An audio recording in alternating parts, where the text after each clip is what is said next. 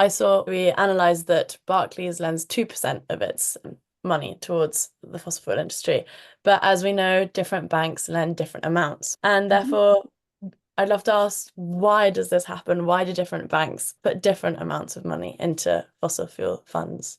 Yeah, sure. There's a number of reasons for that. Smaller banks don't have as much capacity to invest in these big projects. Larger banks have a lot more capital to invest.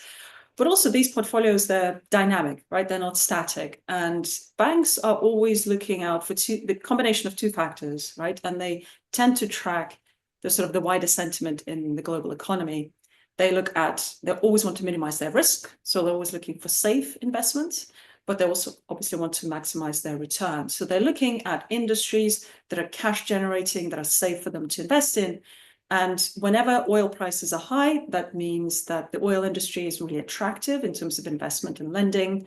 When, however, we have corrections where oil prices maybe drop because of like global crises or because renewable energy is being subsidized increasingly in different jurisdictions globally, so they adjust accordingly. We saw that several years ago when banks all rushed in to put a lot of money into renewable energy, and they scaled down that investment as oil prices rose after the war in Ukraine started. It's dynamic, and some of them are more opportunistic and more bullish when it comes to the fossil fuel industry.